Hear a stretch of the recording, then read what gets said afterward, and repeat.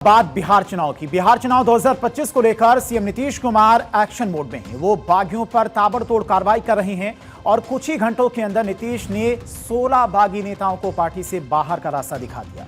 26 अक्टूबर को नीतीश ने 5 नेताओं को जेडीयू से निकाल दिया था और इसमें सबसे चौंकाने वाला नाम गोपालपुर से मौजूदा विधायक गोपाल मंडल का नाम शामिल था। इससे पहले 25 अक्टूबर को भी नीतीश कुमार ने बागी नेताओं पर बड़ा एक्शन लिया था। उन्होंने पार्टी विरोधी गतिविधियों के आरोप में 11 नेताओं को निष्कासित कर दिया था।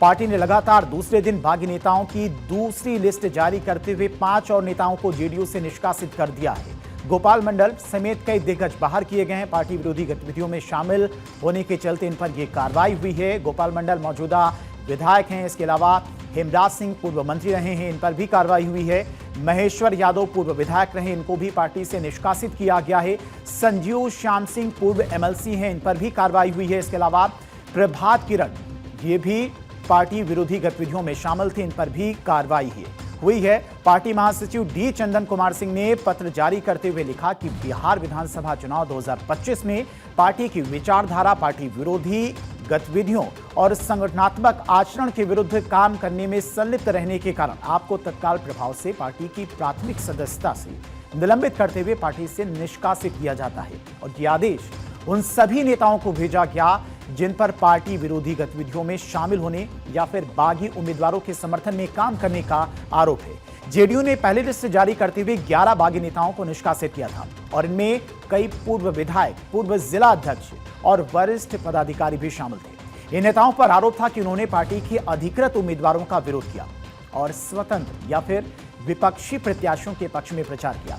अब दूसरी लिस्ट आने के बाद जेडीयू का यह सर्जिकल स्ट्राइक 16 तक पहुंच गया है। पहली लिस्ट में 11 बागियों पर एक्शन हुआ था। शैलेश कुमार पूर्व मंत्री थे, इन पर एक्शन हुआ था। संजय प्रसाद पूर्व विधान पार्षद और एमएलसी थे, इन पर भी कार्रवाई हुई थी पार्टी विरोधी गतिविधि में शामिल होने के चलते। श्याम बहादुर सिंह पूर्व विधायक थे, इन पर भी कार्रवाई हुई। रणविजय सिंह पूर्व विधान परिषद और एमएलसी, इन पर भी कार्रवाई हुई है। सुदर्शन कुमार पूर्व विधायक, अमर कुमार सिंह पूर्व विधायक, अस्मा परवीन पूर्व प्रत्याशी महुआ सीट की, लव कुमार नेता थे, ये भी पार्टी विरोधी गतिविधियों में शामिल थे, इन पर भी एक्शन हुआ। पहली लिस्ट जो आई थी उसमें इनका नाम था आशा सुमन, दिव्यांशु भारद्वाज, विवेक शुक्ला, इन पर भी पार्टी विरोधी गतिविधियों में शामिल होने के चलते इन पर एक्शन हुआ है। पार्टी सूत्रों के अनुसार आने वाले दिनों में और भी नाम सामने आ सकते हैं क्योंकि कई जिलों में पार्टी विरोधी गतिविधियों की रिपोर्ट प्रदेश नेतृत्व तक पहुंच चुकी है। और अब बात अगली खबर की। केंद्रीय मंत्री और बीजेपी के चुनाव प्रभारी धर्मेंद्र प्रधान ने आरजेडी और कांग्रेस पार्टी की आलोचना करते हुए उनके शासन को भ्रष्टाचार और भाई भतीजावाद से भरा बताया। उन्होंने जोर देते हुए कहा कि प्रधानमंत्री के नेतृत्व में एनडीए एक महत्वपूर्ण चुनावी जीत हासिल करने के लिए तैयार है और उम्मीद है कि नीतीश कुमार बिहार के मुख्यमंत्री बनेंगे। इस दौरान धर्मेंद्र प्रधान ने आरजेडी पर निशाना साधते हुए कहा कि उनके परिवार ने दशकों तक बिहार पर शासन किया। उनके सहयोगी कांग्रेस पार्टी ने 3 पीढ़ियों तक देश पर शासन किया।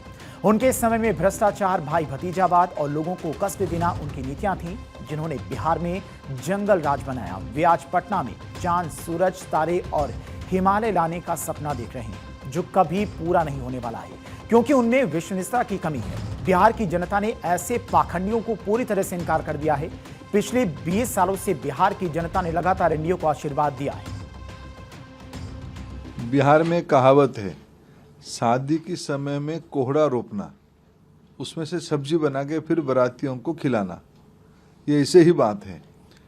इनकी परिवार दशकों तक बिहार में सरकार चलाए। उनकी सहयोगी कांग्रेस पार्टी की प्रमुख खानदान 3 पीढ़ी तक देश में सरकार चलाए। कहाँ गया था उस समय में इनकी सारे विकास की ये सारे दायित्व? इन्होंने अपना समय में भ्रष्टाचार, परिवारवाद, भाई भतीजावाद और लोगों को कष्ट देना इनकी नीति था। उसी का नाम जंगल राज है बिहार में। जंगल राज वाले आज चांद, सूरज, तारे और हिमालय को पटना तक ले आने का सपना दिखा रहे हैं जो कभी होने वाला नहीं है क्योंकि उनकी विश्वसनीयता नहीं है। बिहार की जनता इस प्रकार की बहुरूपियों को बिल्कुल अस्वीकार पिछले दिनों में भी किया है। पिछले 20 साल से एनडीए को बराबर विधानसभा हो या लोकसभा में बिहार की जनता ने आशीर्वाद किया। इस बार भी प्रधानमंत्री नरेंद्र मोदी जी और बिहार के लोकप्रिय मुख्यमंत्री नीतीश जी के नेतृत्व में फिर एक बार एनडीए को प्रचंड बहुमत मिलेगा।